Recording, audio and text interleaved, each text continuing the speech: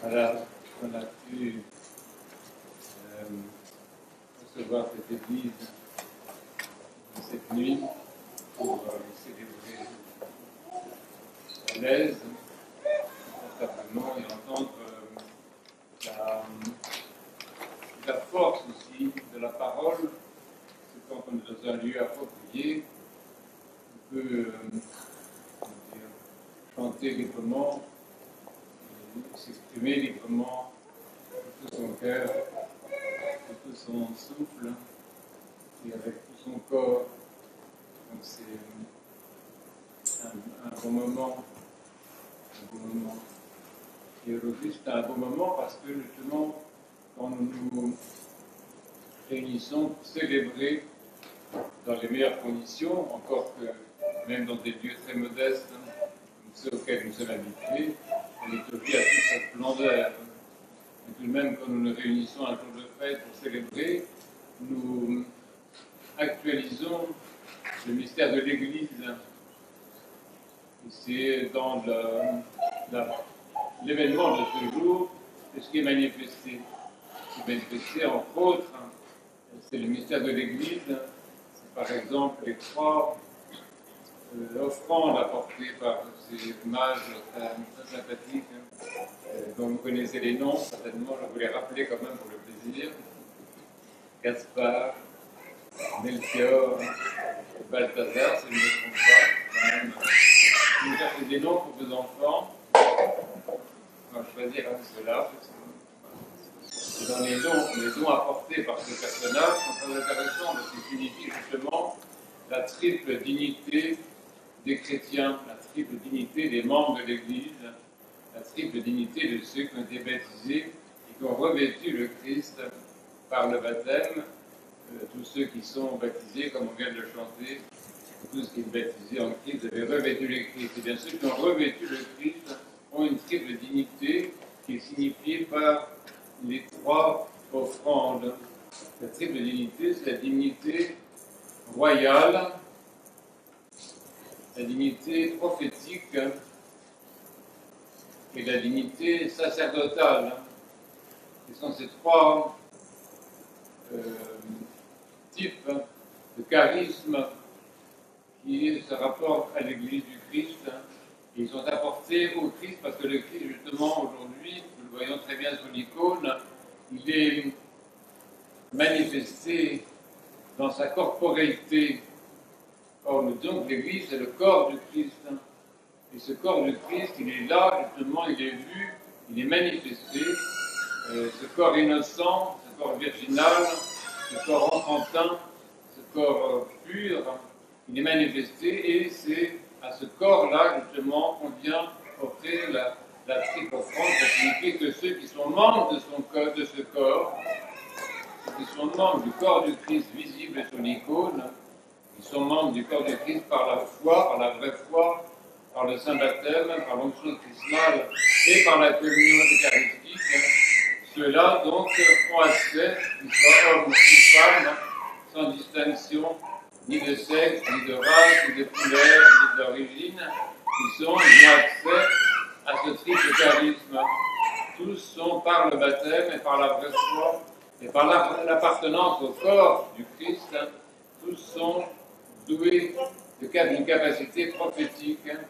Tous sont doués d'une capacité sacerdotale. Et tous sont doués d'une capacité royale. L'or qui est offert signifie la royauté, l'encens qui est offert signifie le sacerdoce, et la myrrhe signifie le prophétisme, le parfum de la connaissance de Dieu. Et donc tous ont accès à cela. Ce qui veut dire que dans l'Église, tous ont le charisme par le baptême, par la vraie foi, et dans le charisme prophétique, c'est le charisme théologique. Tous et tous les chrétiens, tous les membres de l'Église ont accès à la théologie, c'est-à-dire à la connaissance de Dieu. Non pas à la théologie d'école, académique ou scolaire, mais à cette théologie profonde, la théologie mystique, qui est la connaissance de Dieu. Et donc tous sont doués de cette façon-là. Même les bébés à naître, les bébés baptisés, tous ont ce don-là le don de la connaissance de Dieu. Ils ont pris des questions dans notre Père. Et tous ont également, et ce signifie donc l'encens, tous ont la capacité sacerdotale. Ils ont tous la capacité de célébrer. C'est ce que vous faites ici ce soir. Vous êtes venus ce soir pour célébrer. Vous êtes des célébrants, hommes et femmes, vous êtes des célébrants et des célébrantes. Parce que vous êtes membres justement du sacerdoce de ce corps du Christ que vous voyez sur l'icône. Et à ce sujet-là, justement, je veux faire l'annonce que notre archidiacre Claude et Odile ont accepté aujourd'hui la prêtrise qui leur a été proposée. Et ceci entre justement dans la dimension sacerdotale de l'Église.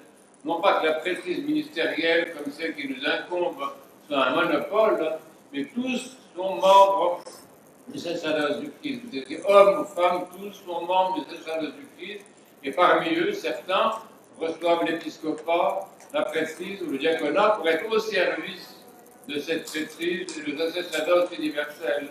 Donc oui, c'est un grand jour aujourd'hui parce que la dignité sacerdotale du peuple de Dieu est révélée, et ce même jour, on trouve des gens assez dévoués, assez capables, assez préparés aussi, pour se mettre au service du sacerdoce de tous. Et donc cette la troisième dignité, comme je disais, donc c'est la dignité royale, qui est extrêmement importante. C'est extrêmement important que vous tous, vous avez cette dignité, non pas que vous soyez supérieurs aux autres, parce que la royauté n'est pas une supériorité, la royauté est une responsabilité. Et vous êtes quoi êtes-vous responsable? Vous êtes responsable de la tradition, vous êtes responsable de la sainte tradition orthodoxe, vous êtes responsable de la foi orthodoxe, vous êtes responsable des saints canons, vous êtes responsable de la sainte liturgie. Ceci fait partie de votre royauté. Un roi ou une reine, c'est quelqu'un qui est responsable de tout. Et vous, les chrétiens, les chrétiennes qui sont ici ce soir, parce que vous avez justement ce charisme royal par le Saint-Baptême, parce que vous avez revêtu le Christ, vous avez cette responsabilité de garder l'Église. Ce ne sont pas seulement les évêques ou les prêtres ou les futurs prêtres qui gardent l'Église, mais l'ensemble du peuple royal de Dieu qui a cette garde de la vérité. Non pas une garde, ce n'est pas une surveillance tracassière ou maniaque, c'est un sens de la responsabilité que je suis responsable de l'Église. Et les catéchumènes pour lesquels on va prier tout à l'heure sont des personnes qui vont accéder à cette responsabilité, ils vont accéder à la dignité sacerdotale, vont accéder à la dignité prophétique, ils vont accéder aussi à la dignité royale, ils vont devenir responsables de la tradition. Donc tout chrétien de base, chrétien lambda ou chrétienne lambda qu'on peut trouver, a cette responsabilité, la garde de la vraie foi, la garde de la tradition. Alors cette triple, je m'arrête après, cette triple dignité des chrétiens, cette triple dignité des membres du corps du Christ que vous avez sous les yeux, c'est une dignité particulièrement importante à rappeler en notre temps. Et ce sont des époques, vous savez, des très grandes époques dans lesquelles Dieu permet que toutes les civilisations soient secouées, comme certains jeux d'enfants. Vous voyez, il y a des billes dans une boîte et puis on secoue ça. Et on voit. Et donc cette grande secousse des civilisations, cette grande secousse des institutions, y compris de l'institution ecclésiale, ecclésiastique, cette grande secousse permet de dégager ce qui est le meilleur, le plus intéressant, le plus profond. Et justement, elle permet de dégager ce qui est vraiment l'Église. Vraiment l'Église, non pas une institution humaine, non pas une académie, je ne sais pas quoi, mais un lieu dans lequel les personnes ont des dons.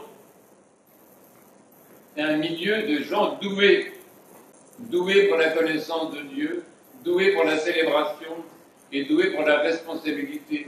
C'est très important de rappeler ça à notre époque, parce que vous, qui êtes ici ce soir, assez nombreux quand même, vous représentez cette force-là, vous représentez ce peuple doué, archi-doué, qui au sein de la civilisation, de la société civile, de la planète, tout ça, vous représentez ce sel de la terre, cette lumière qui ne doit pas s'éteindre et qui permet au monde d'avoir la tête hors de l'eau.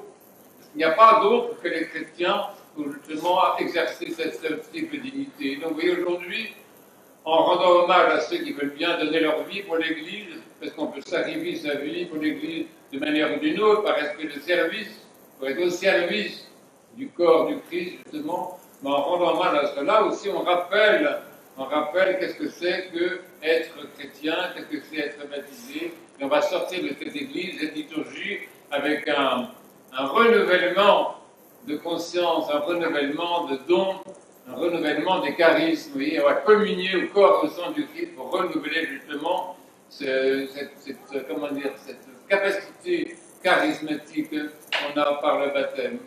Donc aujourd'hui, quand vous viendrez tout à l'heure vénérer l'icône du Christ, l'icône de la nativité, regardez bien cela, regardez ce corps du Christ, tout petit, comme ça, tout innocent, et qui ne demande qu'à grandir, qui ne demande qu'à croître, qui ne demande qu'à s'épanouir. Regardez-le bien, regardez les mages, regardez les dons qu'ils apportent, et reconnaissez-vous dans cette icône, de façon à avoir, enrichi par cette soirée, cette célébration, enrichi votre âme, enrichi votre intelligence, enrichi votre conscience, et retrouver une force nouvelle pour aller dans le monde, être utile dans le monde aujourd'hui qui n'attend que ça. Le monde attend ça, le monde attend des rois, des prophètes et des prêtres. Il attend ça vraiment parce qu'il ne sait pas lui qui va les fournir. Voyez. Donc vous, en tant qu'Église, vous êtes les gens les plus utiles du monde. Les gens les plus utiles du monde. Et pensez bien à ça. Bonne fête à tous. À Dieu soit la gloire dans les siècles des siècles.